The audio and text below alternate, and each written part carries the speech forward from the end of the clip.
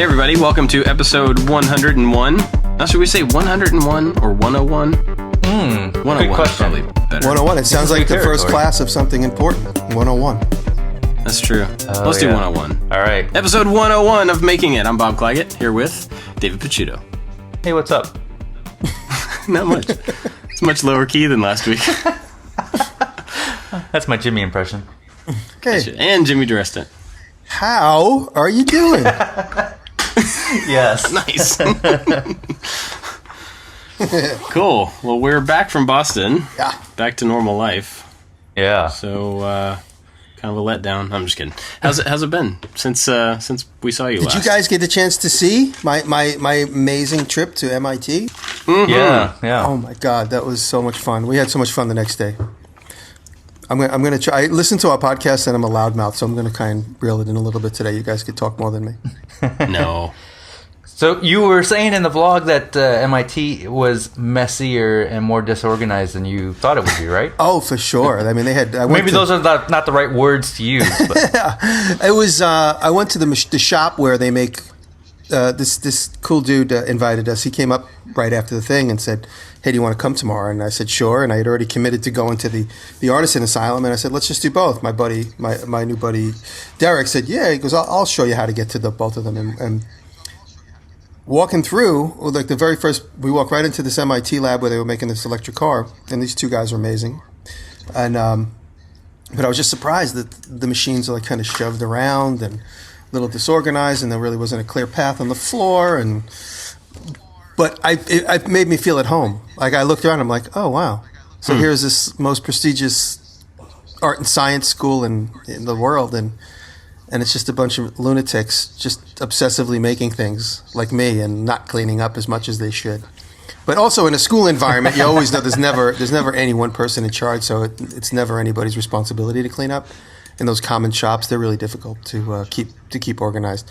But I just had this impression that you're going to be walking into like a lab with like guys with like, safety glasses on, pouring chemistry into another tube, like all backlit and everything's white. That's just what you think, But I was pleasantly surprised to see that it was just like a regular workspace where people constantly doing stuff and making a mess.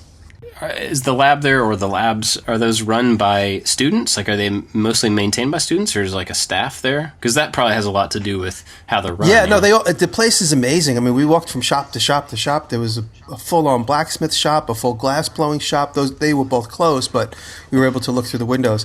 And it's just amazing. They have a toy design program. They have everything. It's just insane. They have a thing with all small desks, and they said every semester they do the toy design stuff, and they have a bunch of kids come in and test the toys, and that was the testing area. That's why it looked like a kindergarten room. And they just seemed to have endless amounts of space, and every window we looked in had a milling machine and lathes, and it was crazy. Because it was on a Sunday, not every lab was open, but we went into the rocket lab, which had a lot of resins and epoxies. It really wasn't all that visual. That's why I didn't include that little segment. But it was amazing to see that. I just always assume, MIT's got one workshop. There's probably 30 workshops in the building, in all of the buildings. We walked through several buildings, and there's like all these various disciplines, and the shops are almost like clubs, where it's like if you want to belong to this club, it's student run, and you're responsible for the space. And so that one place that I filmed, which was called Miters, which apparently seems to have a little bit of a reputation of being kind of like wacky, sort of out-of-the-box thinkers. That's a clever name, by the way, because it's MITers, which is... I didn't get that. That's funny. I'm thinking of angles because they're all like wacky angles. That's really funny. And so you see the kid in the video. He never did tell me his name, but he was a really funny guy, and they all kind of seemed to be like him, just like a little wacky, very smart, kind of hard to reel in. But that's where you get the new generation of technology from. Yeah, I was jealous that I didn't get to go with you. That was a really cool looking place. Yeah. Maybe some other time. Because I think we'll probably end up doing another get together at some point for the podcast. I think so. I don't know if it'll be in Boston again, but Yeah, there was people just assumed it was going to be a yearly thing, or we were going to do it at 200, and we haven't mentioned anything about a second one yet. I'm sure we will, though, right? I mean, it was a blast. It was awesome. It was one of the highlights, if not the highlight of my career. It was amazing. It was awesome, and the best thing about it was that it brought all these guys together from all around the country. I mean, including Lutz and that whole crew and Geek Builder guys and everybody. Just everybody was more than happy to come and hang out, and it's fun to go to meetups where there's enthusiastic friends and fans.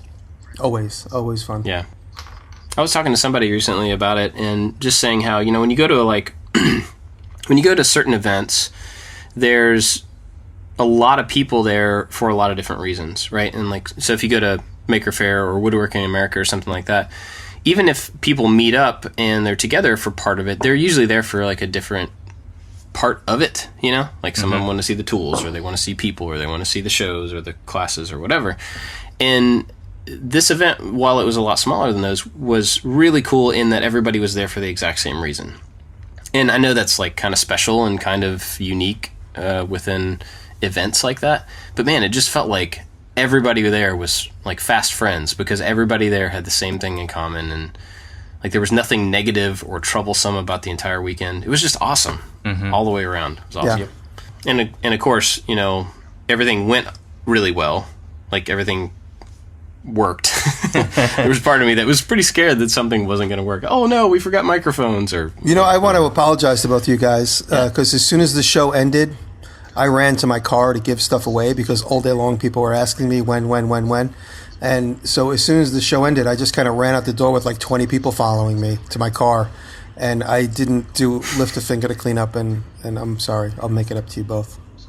No, everybody volunteered. It was a group effort, and it was an easy cleanup. And it was amazing. What was really interesting, this is anybody listening probably doesn't care about this at all, but the three of us haven't talked since then. What was interesting is Matt from Converse, as soon as it was over, he looked at me and he said, "Don't clean up. Don't worry about it. They have a cleaning crew that comes in to clean up after him." And before we even asked anybody to do anything, we turned around, all the chairs were stacked, all the pizza boxes were stacked up in the corner by the trash can. Everybody was just on it and willing to help, and it was so cool. So cool. That's great then. I'm sorry. Awesome. I was at the car giving junk away and feeling bad. No, awesome. We worked for 2 hours, and it was really hot, and oh man, there were wolves in there, so it was kind of dangerous. And let's see, what else can we say to make him feel bad? No, it was great. We had a vote to whether or not we were going to invite you back for episode 101. It was, but here we are. It all worked out. How are you doing? So, David, what have you been up to since Boston? So, I'm working on a couple videos this week. No intense projects, but right now, Kelly and I, we're filming.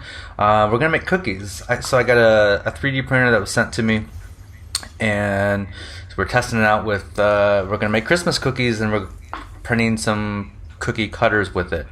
And I found a really awesome website, and I can't think of the name offhand, but we'll put a link into the show notes, where you don't need to have any drawing experience or any 3D printing experience at all. You just go in and you can draw right in the website what you want, and it will pop out a cookie cutter that you can just download and print on your 3D printer, which is, I thought would be really cool. I'm like, Bob, you gotta check this out. Maybe your kids will enjoy this, where they can make their own cookie cutters. And so Kelly and I drew some things up, and as soon as we're done recording this, we're going to start cooking some cookies and film that. Nice. Yeah, it was. You sent me a text. I was just looking it up. It was called CookieCaster. CookieCaster.com. Oh, yeah, wow. Cool little website. Well, you guys, it's so funny that awesome. The timing is so funny that Taylor has been submerging herself in cake making YouTube videos. He's expert, excellent, extremely talented cake makers, making simulated flowers out of the icing and the techniques, and very serious, not even comical in any way, but just incredibly talented guys. And one of the channels she watched was cookies. So last night we watched this person make these beautiful, incredible cookies, all very, very ornate and designed very beautifully. And she said last night, "You should make cookies. You should have made cookies for a Christmas video." I was like, and then here you are, you're making them. So that's awesome. Yeah, I'm taking your spot. And then another thing I got, tomorrow we're going to film how I make my videos. So Eric is coming over, and we're going to fake a little project, but we're going to film us filming the project. Does that make sense? So Eric is gonna so we're gonna show the process of like what cameras we use and how we film it and the editing software, and then that should be out on Thursday, but I'm a little behind on a bunch of things, so I might run a day late on my release. It'll be interesting to see that because everybody films and produces differently. You know, there's like little tweaks and setup differences and stuff. Steve Ramsey just put out a video a couple days ago of his whole week process. And I know there's going to be some people that are thinking I'm kind of copying this video, but we have already had this video planned, and it's just the weird timing of like we're both kind of putting out the same video. But I have a different take on mine. But I don't know if you saw Steve's process. It's just he shows like what he does every single day, and he's got a schedule, and it's pretty intense when you are trying to make as many videos as you can and doing the social media thing and making plans and stuff. It's a pretty busy week. All fun. I love every aspect of what I do. It's not all fun. Well, the bookkeeping and shipping, that's not fun, but everything else is awesome. Yeah. Yeah, you should call Steve's video out in yours, you know, if for no other reason than to avoid the comments of, "Oh, you're ripping off Steve." You know, that's a good idea, and maybe I should do that. Thanks. And it, you know, kind of works traffic back and forth between people with, you know, interest and stuff. Yeah. So for me, since we've been back, I've finished up 2 projects, the 2 big ones that I talked about on the show last week. The helmet is completely finished. I love it, like, so much. The Shore Trooper helmet. Yeah, it's great. And I'm so happy with how it ended up. I was excited about it just because I'm a Star Wars nerd, you know, and I was excited about the fact that it's a Star Wars thing. But what I'm really happy about is like how far it got from a 3D printed thing. I don't even know how to say that correctly, but like when you 3D print something and you look at it, and I think we should talk about 3D printing in depth next week because you guys both have printers now, and I think it would be That's cool, a good idea. Very good conversation. But anyway, like when you print something and you end up with that thing, and it's like generally single color, you know, not perfectly smooth, it has print lines on it, you know where it came from and everything. That's one thing. But then when you take it and you layer it and you sand it and you do all the stuff to it and you add all the finishing and then you paint and then you whatever, and by the time you get really far down that road, it doesn't look like a 3D printed thing at all. And in the case of this helmet, I'm just like, I love it. I love it. I love it. I love it. So anyway, that, and then I finished up the other big crazy thing that I'm not going to talk about yet, but it's going to be next week and the following week's video. It's going to be a 2-parter, I think. So it looks so cool. I'm excited. Mm-hmm. I'm excited about those. And what else have I been doing? Cleaning up, trying to catch up. Being out of town like messes with my schedule. It's me all out of whack. I hate going away, but I had a great weekend last weekend, so I'm not complaining. But it's horrible. But I'm not complaining. No, it does. I'm like the whole time I'm anxious. I'm like, what am I not doing while I'm busy doing something different? Yeah. It's hard to relax.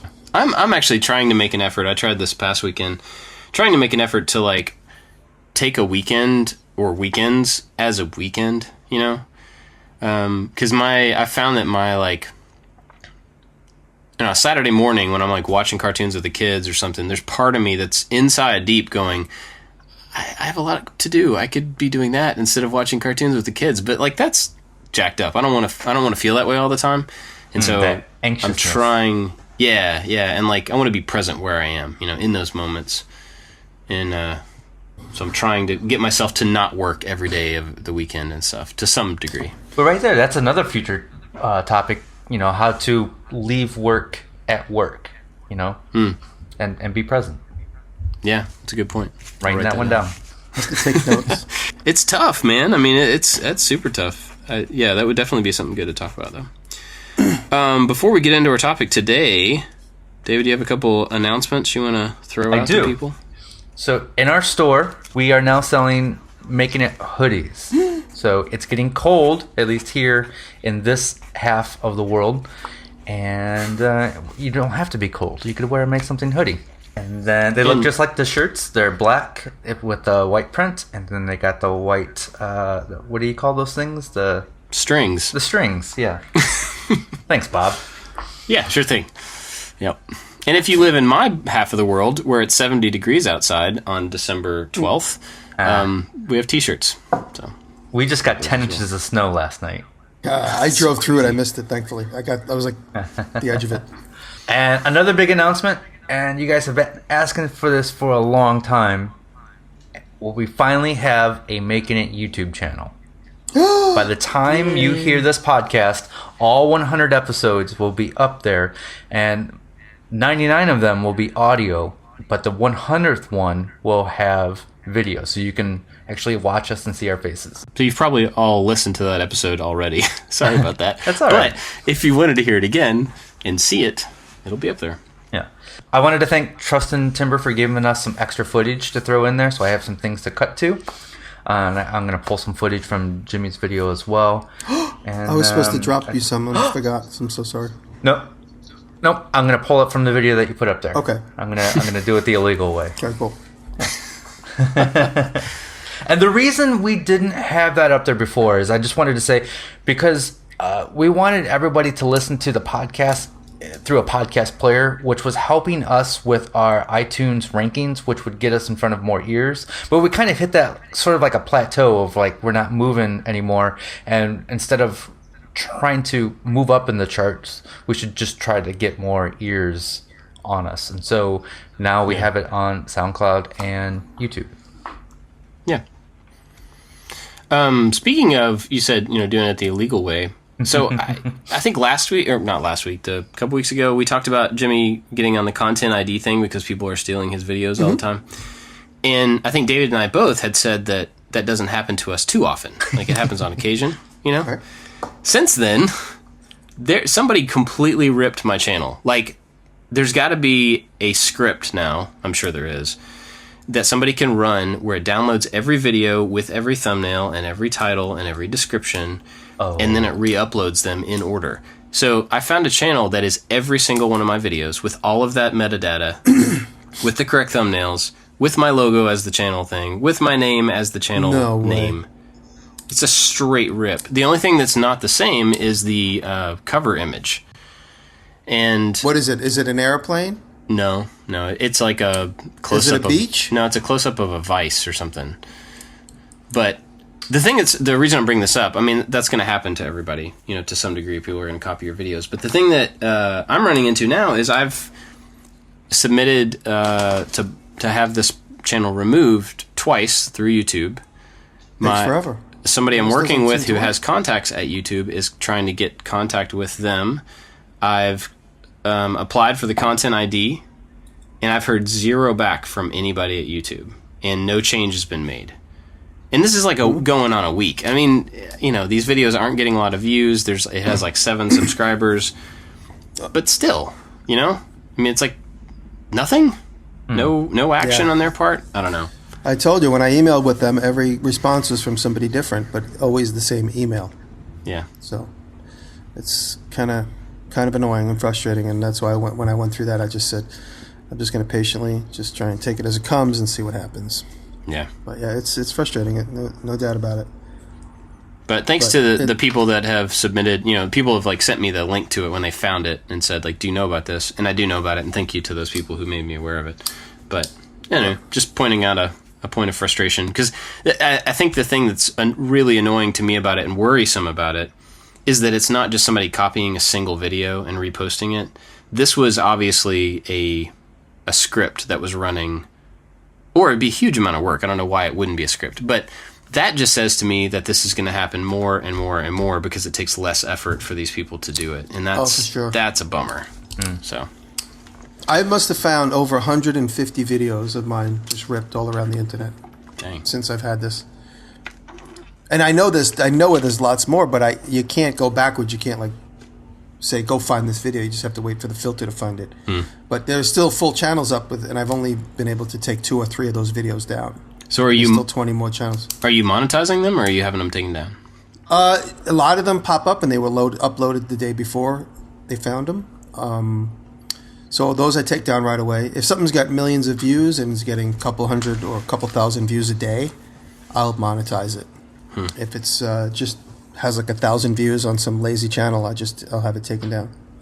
And I don't want to say anything, but there was I'm doing air quotes, a quasi-reputable company asked me directly if they could take one of my videos, and I said no, because another client paid a lot of money for that. And it wouldn't be fair to them for you to just take the video and put it on your channel, because I used two products. I used the product who was paying me, and I happened to use a piece of their product in the video. And turns out Content ID I had a conversation with them. I went back and I looked through my emails, and they said, can we put it? We'll give you links back to your channel. I said, no, you shouldn't do that. I'd appreciate it if you didn't do that. I said, if you're going to use my YouTube link anywhere, you're more than welcome to use the YouTube link. They said, great, no problem. And literally the day after we had that conversation in email, they posted my video on their channel. What? And so first I went and took the monetization, but then I thought about it and I was like, you know what? I told them not to do that. I don't care what reputation happens between us. So I went back and I claimed it. So they'll get a notification that says this video is content claimed. And so now they'll get a content or a copyright strike against them. So they have points on their YouTube license now because of that. First I gave them a pass, and then a couple of days later I thought about it. I'm like, you know what? That's not cool, because I know they did it to somebody else. Yeah. And that person was upset. And I remembered the conversation I had with somebody else, and I'm like, you know what? Now they just did it to me. They can't get away with this. Yeah. That's not a good way to do business right there. Yeah. That's a shame. Well, anyway, didn't mean to take us off track. What are we going to talk about? Speaking of a good way to do business, let's talk about ours for a little bit. So we had the Making It 100 event. And my thought is, and hopefully there's an episode around this, where let's talk about what we did, what we could do to make it better for next time, and how to take those improvements and apply it to everyday life. Does that make sense? Yeah.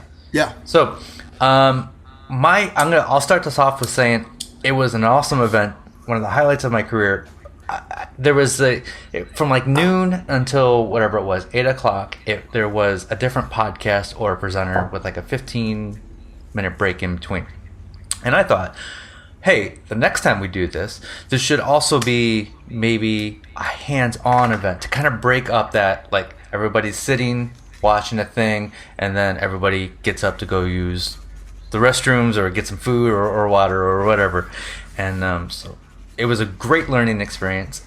I now know that it takes a lot more effort than I ever thought it would to put an event together like this. And so Jimmy had another idea to do in between different presenters, which I thought was really cool. What was it? Comedy? Comedy, yes. Yes. I forgot. Wait, who am I? I just wrote down like... Are we recording yet? I just wrote down like 4 ideas, and I was like, can you see my notepad? Yeah, no, I thought it would be funny to get like and I know a lot of comics, and I might be able to get like a somewhat reputable comedian. I can't get Louis C.K., but if I could find a comedian to be sort of the MC for the whole day, and to be that person that keeps the crowd moving. Because, we had some lulls in the day, but that's just because we were all doing our own thing. So just to get a master of ceremonies that is just like a stand-up comedian that rocks the crowd one way or another throughout the day. And then to your point, it would be great if we could maybe next year or next time we do this, maybe see if we can get like Lee Nielsen or Lee Valley, anybody who wants to, they'll know they're going to have a crowd of people that are captive. And it's also cool for everyone to talk and discuss, having hand tools there to talk about. So, just like you said, there could be some demonstrations, but these guys could also have the opportunity to sell stuff. Yeah. And, whenever you're around Lee Nielsen, I know I can't help from buying a couple $100 worth of stuff. Here's something, like something hands-on where not just a demonstration, but maybe like we have a little challenge. Like we bring a popsicle and you have a popsicle challenge or whatever. And so there's this thing that I've gone to, and Bob, and you guys went to it last year, and Bob's been to a few, the ORD camp, where you have to be invited to this thing, and I'm not going to explain how it works, but you get there, and then they just divide everybody up into groups, and you have no say on what group you're going to go to. And so you're purposely put with strangers so you can interact with them. And I thought, what if we did this? Everybody gets their name tag, and it has a color on there. And then you have to then group with those people, and then you guys are going to problem solve something, like you work as little teams, and it kind of forces everybody to get to know each other. Yeah. Yeah, that's great. That's really cool. Yeah. I ended up palling around with that guy Derek, who we kind of bonded on a few topics, and we had a lot of fun. And I forced him. I didn't force him. That's a bad choice of words. I brought him in to introduce him to I don't know what I'm thinking. I made him my friend. Derek, I didn't force you to do anything. No, So Derek met Jacob, the guy that runs the Artisans Asylum, and a few other people. So just like when I held my event at my house, it's great to see the fans become friends with each other. It's such a rewarding experience. And at our meetup, 3 guys from my tintype class were there, and I was surprised and pleasantly happy to see those guys. So it's nice when you do that sort of thing where you coerce them to become friends with the color. Building a community. Yeah, and I mean, like I was saying earlier, everybody's there for the same reason. So every person there has something in common, which is really cool. So you put random people in a group together, and you know it's not going to like completely fall flat because they have something to talk about. They have some interest. Mm-hmm. You were talking about the kind of the schedule, and so we kind of, for anybody that doesn't know, this is kind of how this went down. In the background, we split up, maybe not really intentionally. We just kind of all took different things that we were in charge of, and David's wife Kelly was big on like planning a lot of the food and all the hotel, and she was awesome. So she did a lot of that. She and David both did a lot of that. Anyway, I took on kind of trying to come up with a schedule for the day and making sure we knew what everybody was talking about and the order they were going in and all that stuff. And I didn't really finalize that stuff until like the night before. But I had a lot of people asking a couple of days before, what's the schedule? Because I can only come for a certain part of the day, or I can only come for a couple hours or whatever. And so I think one thing I learned from this was I think this goes back to like working alone. Like we all kind of work in our own bubbles and we don't really have to report to anybody, which is fantastic. But in this case, I should have thought about the fact that there were other people relying on the information that I was trying to figure out in the background, but I wasn't really sharing it out to the people, the attendees. And so I think I learned from that, when there's other people involved, they just need to be communicated to about kind of the process and what's going on and where things are at, so that they want to be involved. They want to know what they can see and what they can do. And so I think next time, just coming up with the schedule, even if it changes, but coming up with the schedule ahead of time and being really like communicative about it to the people who are coming. Yeah. Would Put be it good. on the Facebook page. Yeah. If Facebook's still around in a year. Yeah. And just planning in general, having it done, having more of it done ahead of time, further ahead of time, I think would just make the whole thing easier, We were kind of going up to the last minute. I wonder if there's also some sort of like event planner, some person that outside the 3 of us that we could put in charge, and like all questions go to them, and then if they can then ask us if needed, but they are in charge and they can kind of set everything. Because it was it was a learning experience. I was like, I don't know. Let me ask so and so, and we were all trying to just figure out what's going on and trying to figure out how much food to get, which is really tough. Which I think we did okay. We ran out of water real quick, and Kelly warned me it wasn't enough water. I'm like, no, there's water there, and nope, it's not nearly enough.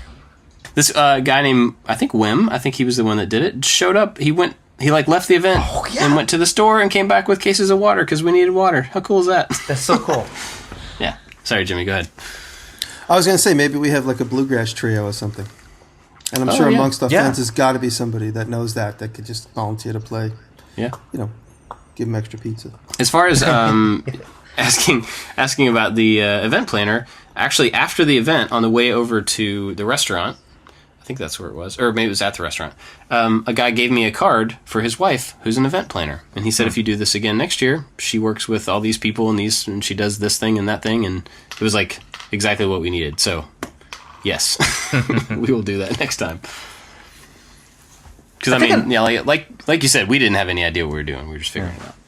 Another thing I would want to do different next time is actually charge for tickets, but not charge so we can profit.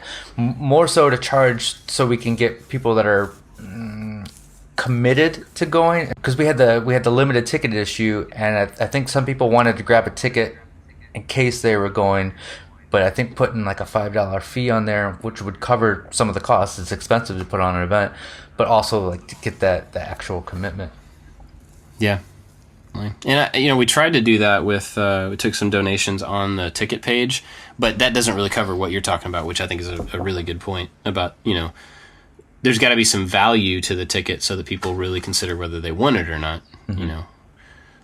So while the free thing is really nice, we did have, I think, a lot of unfulfilled tickets, like a lot of people that got them and then didn't show up. And then there were a lot of people who couldn't get a ticket that we just said, hey, come on over, we'll let you in, because we want you to be there. So Yeah. Oh man, I just remembered something. I totally forgot. There was a couple of giveaways that we didn't have the prices there because they were too big, and so I took down their names and addresses. And I'm just this shouldn't even be in the podcast, but I'm thinking, oh crap, I gotta contact Rockler to have them send the prizes to these people. So if you were one of the winners of those giveaways, the delay is me. I totally forgot. Your prizes are coming. If you're one of those people, tweet at David and bug him about it. Yeah. It's been 1 week, and I think you're okay. Yeah, I'm okay. Yeah, it's like you have a year, like a wedding present or something. You have a year, so I think we're good. Yeah. I think we had a good amount of podcasts on or other people on stage. And we kind of just put it out there for anybody that wanted to do it, and those are the people that responded. And I was super happy with everybody that was a part of it in that way. But I think that's another one of those planning things where maybe we should have, before we figured out who was going to be a part of it, figured out how much of it there was going to be, so that we didn't have longer gaps than we needed to in between. And so maybe that's about defining the event for what it actually is supposed to be before we try to fill it with talent or with people and that want to be involved. Because we easily could have fit in another show or another speaker or one of the types of things that you're talking about, like the hands-on things or something. But we didn't really know that until we got to the schedule kind of put together. So kind of did those out of order. No, it went off really nicely. I mean, it didn't seem like anybody had anything less than a fun time, so that was great. Yep. Another thing that I learned while doing this is have somebody send you a photo of what their audio interface is going to be, because I did not bring the proper cable, even though I own a ton of these cables. I did not bring it because I did not think for this type of scenario. So I had to take a $20 Uber across town to get a $20 cable, and then another $20 Uber back to the event. So it was like this $60 cable, which I have a ton of already at home. So. And didn't Tim already have one with him? With the same one? Yeah, he did. So the funny thing is, Tim thank you, Tim Sway, for bringing a bunch of audio gear for us. He had a bag, and he dropped it off, and he was parked where he shouldn't be, so he had to leave. And I didn't feel right going through Tim's bag to see if this cable was in there. I kind of peeked through the top. I'm like, I don't see it. I better call an Uber. And then he comes back, and he's like, dude, look at this. Yeah. That's a bummer. Well, what else did we learn? Anything? The recording sounded amazing. Everyone's recording was spot on. I was really happy with the way the audio came out. Yeah. Sounded great. So I was listening in the car last night to a few of our episodes, and I listened to that episode, and then it cut to this typical recording that we all do, and I was like, wow, the quality is much better live with the microphones. There's a totally different feel to it. Not that this isn't bad, but this is just, you could really hear the difference. Yeah. As he said that, Jimmy's internet cut out, and I couldn't even hear every word that he said. Always. Nothing was back. Yeah. I think, would you guys want to do something different next year as far as our presentation? Would we do another normal podcast and Q&A, or could we come up with something a little bit more creative? No pressure. I think we would want to do what we did plus something. It was an entire day of stuff, but at least I felt like I was a spectator for the majority of it until the very end. And I think it'd be cool to do, pick a topic for the show and do our normal show on that topic, but then also have maybe another talk that was about something or a hands-on thing, be a part of that in a different way or something. I don't know, just to, be more. I mean, I always like the Q&A in front of an audience. It's always great because you get hit with a lot of unplanned questions, things you haven't been asked before. Mm-hmm. So the idea, like when the guy asked, what shops have you been in that you like, and somebody asked something about our branding, how that developed. So those type of questions where you don't really think of on your own.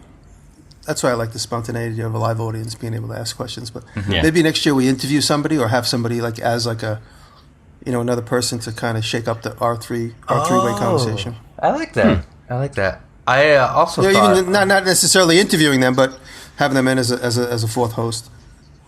Mm-hmm. Yeah. Kind of like what we did with Mike, where Mike Sinise, is that how I always forget how to pronounce his last name. I think it's Sinise. I think it's actually how you say it. Where he did the moderation and he asked us questions and also took in audience questions.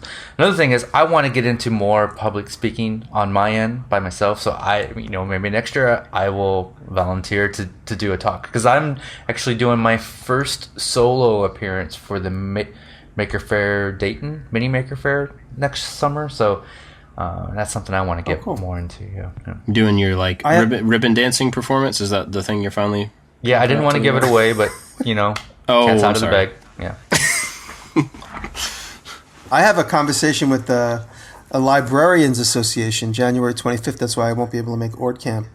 January 25th, I'm doing a conversation on keeping it playful into the old age, staying playful as an adult in the design world.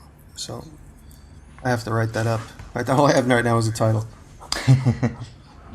If it's like with librarians, are you gonna have to be really quiet the whole time? Are you gonna have to whisper the whole talk? I'm gonna whisper the entire talk. Yeah, I'm gonna actually whisper it into everyone's ear one at a time. They're gonna. It's gonna take a really long time. Yeah, it's weird. It's something of librarians, and then it's funny. I was telling Ben Ueda, and he goes, "Oh, my sister was a librarian." She's like, "Oh yeah, I was a librarian for 5 years." I'm like, "What the hell? I was a librarian? That's kind of weird." But, well, there have to be librarians. There has to be somebody in all those jobs. No, but you always think it's like, hey, just stand at that desk for a couple hours and don't let anybody talk loud. But apparently, there's a lot more to it. It's knowing the organization of the place and what's hot news in the library world, all that stuff. Yeah, hot news in the library world. I'm gonna write that down for a title. It's actually interesting. That's an interesting thing. It would be cool to talk to them actually about what has changed about their job, because I know a lot of libraries, public and private both, are now becoming makerspaces. And so it would be interesting to see how those people, like, whether that's good for them or bad for them, or what they've had. I have a good friend who is in Alabama, and he works in the media lab at a college, and so he's in charge of a lot of the computers and a lot of the iPads and stuff like that. And then his girlfriend has done a bunch of librarian stuff, and so between the two of them, they have a lot of experience with like the librarian history of that historical job, plus adding 3D printers and iPads and all this stuff to the mix and how that's all managed together. But that'd be interesting to hear about what's changed there. Anyway, it'd be interesting to me. Maybe it's not that interesting. I don't know. When I was a kid, we went to the library and I saw a tarantula for the very first time. In a book or in the library? No, there was a library. They had like a reptilian teacher or a reptilian trainer, whatever the hell you would call him. And he had a tarantula in a little plastic box and lizards. And, sorry, I'm just picturing a teacher who's part lizard. He's a reptilian. He's a reptilian. He's a you remember that show V? Is that the right word? Yes. He was a reptilologist, and he showed us a tarantula, and he let it walk on my arm, and that was my first memory of my library. Nice. Cool. Well, back to our topic. I just wanted to point out real quick. I remember I grew up in a tiny little town called Elmore, and that library kind of had like a little makerspace. I remember it having sewing patterns that you could take home to make clothes. I remember my mom going to the library and getting patterns, and then there's all these there was a play area too where you had the cardboard building blocks and everything, and so I think they've always kind of had this little makerspace but now it's just the technology is getting involved. That's interesting. I don't remember anything like that. I mean, I didn't spend a lot of time in libraries. At the school I did, but as the public libraries, but I don't remember anything like that in ours. Crazy. Well, any other thoughts on like what we learned? What we want to I do think different? another thing that we could also have next year is have people maybe bring, if it's logistically okay, bring some of the things that they're proud of. Show and tell. Even if at the very least, maybe pictures. We could do like since we had the video screen, we could do a series of pictures, and then that person could stand up and discuss. That probably would be easier because then you could bring in like real big things, as long as it's a digital. We could do a digital collage and just have, hey, whose is this in between? What is it? What did you make? How did you make it? So we could do a Q&A with the fans of individual fans. That's really cool. That's a way to get everybody involved. Yeah. Very cool. I think the point of this is not to brainstorm on the air for what we want to do next time, but to show that you can dive into something new and then learn from it to improve upon it for next time. And this could be your job, this could be your hobby, or whatever. And we knew nothing about event planning. It goes back to our episode of Getting Started. We just did it, and we learned from it, and it was okay. Nothing went terribly wrong. And I think it's important to be willing to let things evolve. Like this originally, literally, was supposed to be the three of us getting together somewhere to record at a table together without anybody else. And as people asked questions about it, and we just started talking about it, it turned into a bigger thing. And I think being open to letting it evolve and letting it become something bigger was really fantastic, and we learned a lot from, I don't want to say being forced into that, but being pushed into okay, well, how big could this be, this first one, or what could it be? I think that's a good thing, because I know that I will plan out what a project or plan out an idea, and I get fixated on getting that thing done, and occasionally I won't let myself change directions or let it expand past my vision. I just want to just focus on getting that completed. So, yeah, I remember a couple of years ago I went to an event for a liquor event at a big concert in the South. It was a Charlie Daniels concert in Alabama, and one thing that was great about the event was that anybody that hashtagged, I think it was called Rock the South, anybody that had that hashtag in their Instagram feed that day, there was a huge screen and it was just cycling through everybody. So we were joking around with each other. We were testing that, and the pictures we took within a few minutes would be up on this huge screen. Huh. And so maybe that's another interesting way to reminded me of being able to cycle through people's work photos. So do a big hashtag screen. I don't know if that's worthy of the idea. Maybe that might be too big of an idea for them. Well, I mean, but regardless of the specifics, the idea of getting people involved, I think, is really good. Finding a way to make it active, not just from the people on stage, but active from the people who are in the seats as well. Yeah. Cool. Well, unless you have anything else on that, you want to talk about what we've been watching? Have you been watching anything new since we got back? I was going to just say, I was listening to the podcast last night, and I realized I was complaining about having problems on Fusion. Remember that a couple weeks ago? Not being able to bring my file into the computer. Yeah. And I actually heard back from some of the people, and they said it could be a thumb drive. And I don't know if I talked about that on the air yet, but it turns out it was my thumb drive. So yesterday I was able to take the file from my computer, bring it to the pilot computer, which runs the Tormac, and download the file. So a stupid thing like that actually was the problem. So in case anybody's waiting patiently for that answer, the bad thumb drive. And the first thing that you made says Diresta. Yeah, because I was hoping this was a couple of weeks ago when I was trying to finish a series of ice picks, and I was like, oh, let me see if I could do a setup where I could engrave the ice picks on this machine. And that was the engraving. It's really tiny little. It's like the size where it says Ticonderoga on the side of your pencil. That's how small it is. And so I followed through with that finally getting that cut.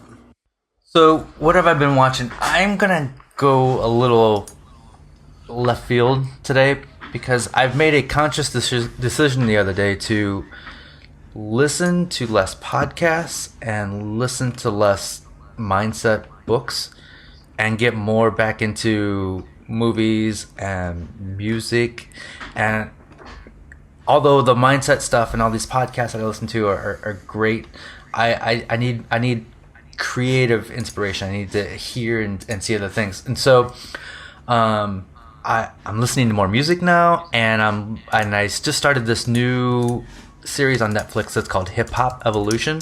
It's a 4-part series on where hip hop came from, and it's really well done, and it's really good, and it's just cool to see all that old footage, and the interviews in there are just like I love seeing that, because it's the birth of a new genre of music. How many times are we gonna have that in our lives? You know. That was amazing. I went to that reminds me of an event that Taylor's girlfriend was involved in, and we went up to Harlem about 2 years ago. It was the 40th anniversary of Africa Bambaataa, and then the Nubian, I forget what it's called, the Nubian Nation or something. It's like Africa Bambaataa started this thing, and they were like hip hop legends just hanging around, and they were all like my age or a couple years older than me. I met the Grand Wizard Theodore, the first guy to scratch a record ever. He's like hanging around, and the guys from KRS-One and guys from Channel Live. I actually met one of the guys from Channel Live, and we made friends on Twitter, all performing live. That's so cool. Grandmaster Caz, who came up with the Sugar Hill Gang. Actually, the whole entire lyric from the Sugar Hill Gang was stolen from him. Yes, they talk about that in this documentary. Yeah. He was there that night. I shook his hand. I'm like, oh my god! And like I'm just some dumb white kid from Long Island, but I know who all these guys are because the friends I grew up with all know them, and it was such an amazing night. Taylor's like, oh, let's go to this thing. It's like a fundraiser, and it was one of the most fun nights we've ever had up in the city. Last night, Taylor made me sit down and watch Man About Cake, and I really enjoyed it. And I just give you guys the link. This guy makes cakes. He's got a young channel, but he apparently is very talented, and he's pretty prolific. He seems like a very bubbly TV personality, and he's been on other channels, but I think this is his first channel that he has independently on his own. And he makes custom cakes. He makes these incredible flowers and all kinds of stuff out of icing. And I was watching, and I'm like, how he made that flour? Now, how can you pick that flour up and stick it on the cake? And Taylor goes, watch, he's going to explain. You take the flour, you make it on like a little doily thing that you don't have to touch it. You put it in the freezer, and then you can handle it. And then you stick it on the cake. And then when it becomes room temperature again, you can't touch it unless you're going to swipe your finger through it to eat it. So pretty incredible. There's some techniques that just watching, like how the cakes get made. And I know these shows have been so popular, but without all that extra unnecessary storyline, the guy's just showing you how to make a cake, and you could focus on the craft and not about the personalities in the shop. You know, all that cake stuff that was very popular on TV for the last few years. So I actually paid attention for the first time ever on how a cake was made. About cake. Nice. So mine is something I'm excited about, but I actually haven't watched it yet. And I'm sure that probably everybody who listens to the show has also heard about it already. But the White Rabbit Project, you familiar with this? No. Oh, well, all right. Let me educate you. So Mythbusters, everybody knows Mythbusters. The three kind of like second wave Mythbusters, Grant, Corey, and Carrie. Yeah. Carrie. Cool. Is that right? Yeah. Yeah. You know those three. You know what I'm talking about. Anyway, they left Mythbusters like a couple seasons before it ended. And now they have a new show on Netflix that I think just started a couple days ago. And it looks from the trailer very much like Mythbusters in that they're trying to test things and prove things. But like I really like the three personalities between the three of them. And it looks like just a little different take on kind of a similar thing. And it's just them. So I'm excited about it because I like them and glad to see that they're continuing on and getting work, doing what they're really good at, you know. But so that's on Netflix, called The White Rabbit Project. Check that out. Hopefully it's good because I haven't seen it yet. But cool. Well, before we go, I want to thank our Patreon supporters, especially because, you know, like in Boston, the pizza that we had, the snacks that we had, all that stuff was paid for by the people who support us on Patreon. So that's pretty amazing. Thank you guys. Especially our top contributors there, Luis Gonzalez and Make Build Modify. But everybody who helped us out over there who does, you helped feed people while we were in Boston. That's awesome. Good for you. So if you want to help out the show, go to patreon.com/makingit. And Also, we have, like David said before, we have hoodies. We have T-shirts now, if you want to get one of those. Christmas is right around the corner, so, wink, wink. It's like 10 days away. Can you believe it? Is it really? Yeah, well, No. kind of. Like 11, 12 maybe? Oh, man. It's more 13? than that. But it's, getting close. Well, by the time this airs, it'll be Well, yeah. 6 days away. There's math. I didn't know there was going to be math involved. Oh, man. Christmas is here already? Bummer. People just giving me gifts. So many. I That's just got the so many spirit, things Jimmy. to do. I have so many things to do between now and Christmas Day. Jimmy, we're going to work on your schedule for 2017. We're going to thin it out a little bit. Yeah, good luck with that. A lot of people ask, this is just a little side note, a lot of people ask have I figured out my calendar problem. And I pushed a button somewhere in a setting somewhere, and I guess when I upgraded my software on my iPhone, it went away again, and I can't figure out. Maybe that button that I did upgrade it. So when I open my calendar, I don't even know if I have the time to be able to do it right now. I don't want to hold everybody up because we're ending. But let me see. When I open my calendar, and I click today to make an event. Let's see, let me make a new event. It doesn't give me the day that we're on. Like, I don't know how to do that. I'm going to hit plus. And right now, for summer, I'm going to show you guys. Look at the date that I'm supposed to start my event on. Oh, weird. November 19th. November 2016. 19th. Wow. Now, that's not today, right? It's not November 19th? No. Right. That is not today. So I don't, and I tell Siri remind me to join this group call with my agents, and she didn't remind me. And I got a message like, hey, you're going to be in on this group call? I'm like, oh, man, and I got to go. I have no luck trying to keep the phone helping me get organized. Yeah, Sorry. that's a bummer. I mean, that definitely is not helpful. I don't know. Maybe we should get Jimmy a new phone for Christmas. Anyway. I welded near it the other day. Can you guys see the screen? Oh, Not only is it wow. cracked, it's completely pockmarked. Oh. Can't really see it, but I can feel it. Yeah. Cool. Well, I hope want you have my a dial wonderful phone Christmas anyway. Cool. Well, that's it for this week, and I guess we'll see you guys next week. Thank you, everybody. Love you.